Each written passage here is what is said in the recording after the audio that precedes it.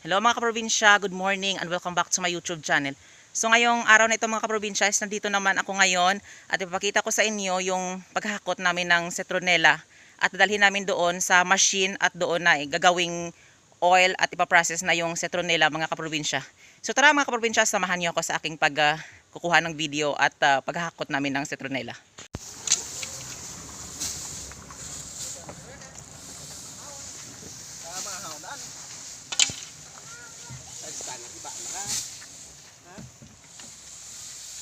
Ramo sa ako nito eh.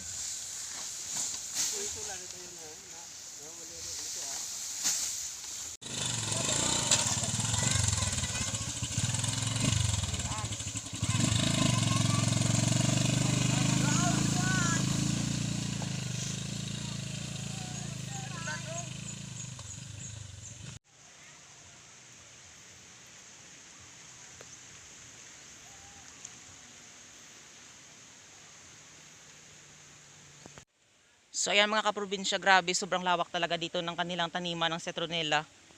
Ganyan no, sobra. Siguro mga 3 hektar. Ayan. At doon pa doon sa kabila. At doon pa. Grabe, sobrang lawak talaga dito ng citronella na tinataniman nila. Kasi ngayon mga kaprobinsya, yung citronella is super demand talaga dito. Ayan, yun kasama ko yan. Naghahakot siya ng citronella. So grabe talaga yung lawak dito. Ganyan sila. So ayan. So ito yung kanilang bahay na na inuuwian at doon yung machine sa ilalim. Ayan. Grabe, super ganda talaga dito. Ang aliwalas ng ng paligid at saka malamig yung simoy ng hangin.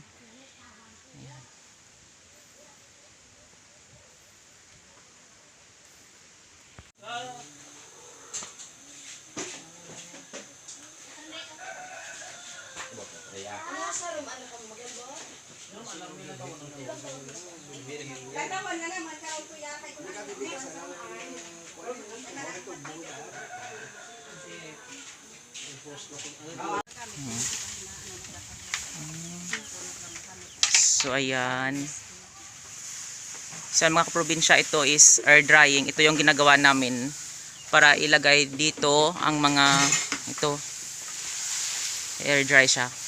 Para hindi, kapag hindi mo siya in air dry is mabilis siyang malalanta katulad nito. Ayan. So kailangan ito yung purpose. Oo. So ayan, ito sinang Rona. Ito yung ano kaya dyan na nga? Hydrosol.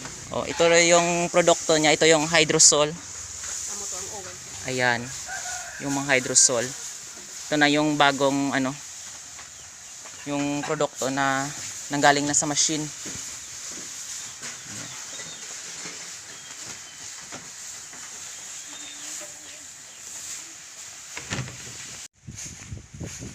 So mga kaprobinsya, ito yung daan nila papunta doon, palabas sa sa daan doon. So malayo pa mga kaprobinsya. So hindi pa masyado nagawa ng mabuti yung daan nila dito. So ayan. So nakikita niyo mga kaprobinsya, itong mga damo na anong tawag dito?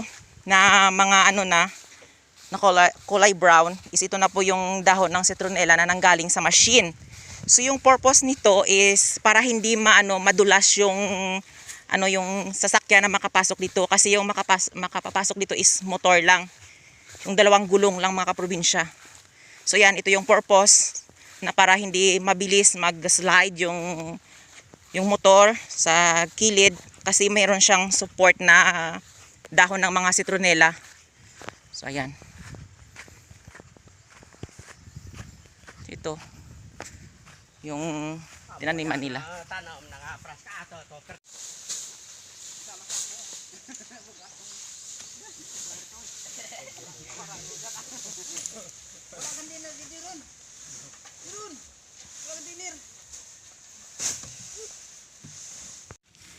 So yan mga kaprobinsya, so nagtutulong-tulong lang kami para magbuhat para mabilis at mapagaan yung trabaho. So ayan, So yung iba motor, saka kami isinahakot na mo ng mano-mano para mabilisan, para mabilis matapos. So ayan. Yan yung mga kasamahan namin yung nagmumotor na yan. So yung motor is tatlo nitong makaaya niya. So kapag tao, isa or dalawa lang. Kasi sobrang bigat. At saka hindi makapasok dito yung malaking sasakyan. Siyempre, para ano, kasi mas sobrang init na. Yan. So kawawa naman yung ano, yung pag yung nagmumotor, napabalik-balik sila. At siyempre, magasto rin mga kaprobinsya sa ano, sa gatong or sa gasolina. So ayan, kahit paunti-unti lang makatulong kami kahit tag 2 sako, 1 sako. Ayan. Para siyempre kapag nag-teamwork, mabilisan talaga. So mga ganito mga kaprobinsya, yung dala kong ito is mga 30 kilos.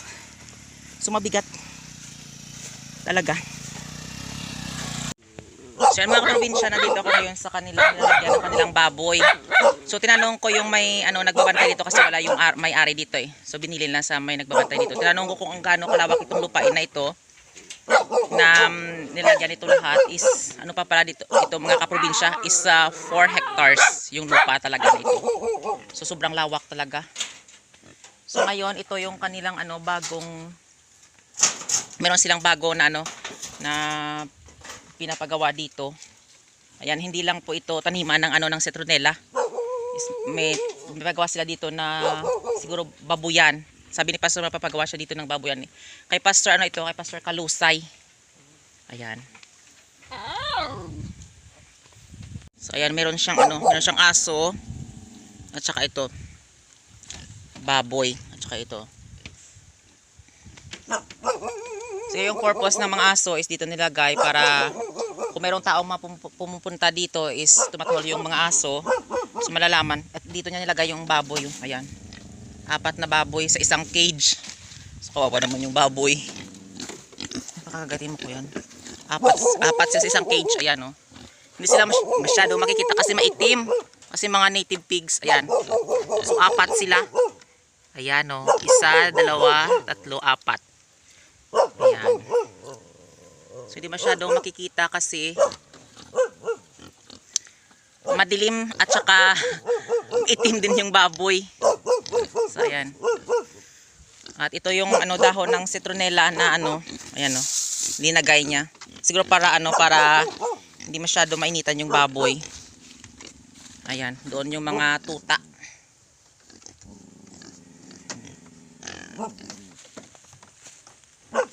So ayan. So ito yung doon yung ano yung bahay ni Pastor at saka doon yung nilagayan ng machine. So ito pa oh, hindi pa nila nataniman ng citronella. At doon pa yon sa kabila ng kahoy na yan, doon pa. Nataniman pa doon ng citronella, tataniman pa nila.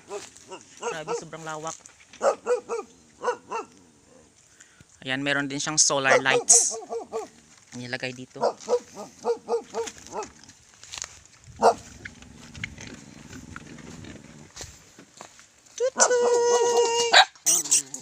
Ayan. So, ayan. Ay, 4 sila. So, sa ganitong mukha ng aso is meron sila sigurong ano, parang hindi na sila ano, pure na ano, na Bisaya na aso. Siguro malalaki sila na mga aso. Ayan. Hindi natin alam. Ayan.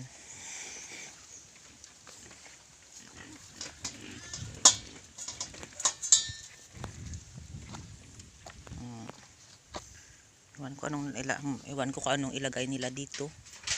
Baka mga basura. Yan yung ginawa nilang ano, bilog. So sa ganito talaga mga kaprobinsya na ano na lugar, is maganda talaga dito lagyan ng ano ng native na baboy. Tsaka kahit mga 100 pa na baboy yung alagaan mo dito, is wala talaga ditong ano, wala talagang ano tawag dito. Wala ka talagang ano sa'yo na mabaho kasi walang ano, ayan o, pakita ko sa inyo mga kaprobinsya. So ito yung ano, siguro ito na yung daan. Ito na yung siguro yung space na dito ng may hangganan yung ano yung nirerentahan ni pastor na lupa. Kasi nagre-rent lang siya dito ng lupa, ng ano na ito eh. So ayan, ayan. So 10 years na rent. So ito yung may bob wire. May wire. Ayan. Sobrang lawak. So ayan no, walang mga kabahay-bahay doon sa kabila, wala. Ayan. So ayan. So ito talaga yung lugar na mas maganda talaga na pag-alagaan ng ano ng mga native na baboy. Kasi lagyan mo lang ng ano, ng yan, ng wire. At saka magagala-gala dito yung mga baboy. Oh. So malawak talaga. Yan talaga yung napakaganda na meron ka talagang lupain na malawak.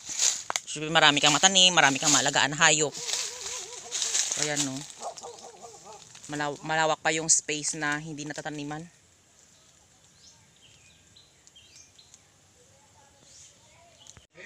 So yan mga kaprobinsya, ito yung machine na nilulutuan ng ano ng citronella. Ito yung processing. Dito pinaprocess yung ano yung kanilang ano, yung produkto ng citronella. Ito na. So ito yung kanyang ano, lumalabas yung aso. Ayan, at ito yung dito pinapasok yung ano, yung mga citronella na yan. So ayan, doon. Ayan. So dito muna iniimbak. Tapos dito ipapasok sa machine na ito. Ayan, siguro. So ngayon wala silang ano, operate kasi hapon na ngayon. So pumunta kami dito is hapon na.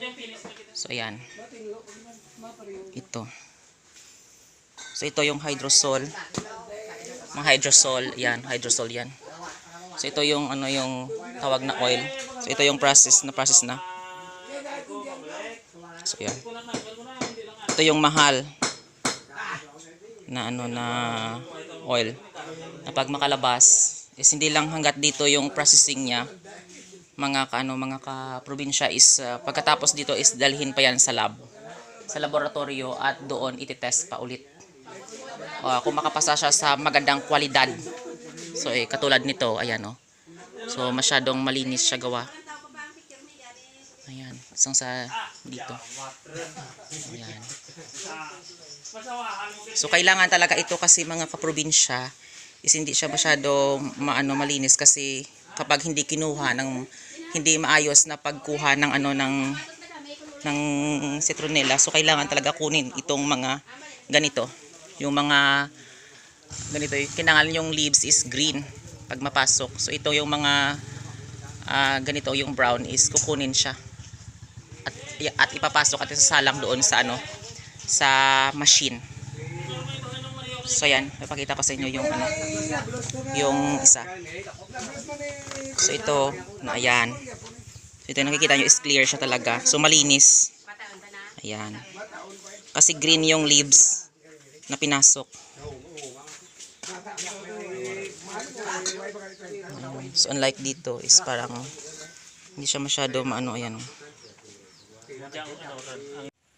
So yan itong bago nilang inaniman na citronella. Ayan. Hanggat doon pa, ayan. Ayan yung bago nila. Grabe, sobrang lawak. Ito yung bago.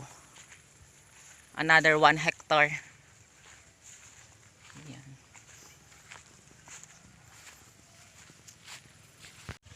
So yan pa mga kaprobinsya, papauwi na kami. So tapos na naming hakutin lahat ng ng doon sa imbakan at doon ipaprocess doon sa machine na yun. So ayan. So maraming salamat sa walang sawang pagsusupport at panonood nyo sa aking YouTube channel. And don't forget to like, share, and subscribe to my YouTube channel. Thank you for watching and happy farming!